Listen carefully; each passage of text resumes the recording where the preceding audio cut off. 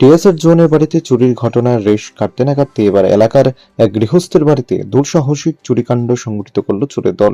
সোমবার গভীর রাতে গোকুলনগর এলাকার বিপুল চৌধুরীর বাড়িতে হানা দিয়ে চোরের দল দুটি ঘরে লুটপাট চালায়। আনুমানিক 25টি দেশি মোরগ সহ নিজের জমির উৎপাদিত ধান, চাল সহ অন্যান্য জিনিস নিয়ে চম্পট দেয় বলে চোরের দল জানা গেছে। মঙ্গলবার সকালে চুরির ঘটনাটি নজরে আসলে কান্নায় ভেঙে পড়ে গৃহস্থ বিপুল চৌধুরী ও তার স্ত্রী। ছুটে আসে পাড়াপড়শিরা, খবর দেওয়া হয় বিশালগড় থানায়। পুলিশও ঘটনাস্থলে ছুটে এসে তদন্ত শুরু করে।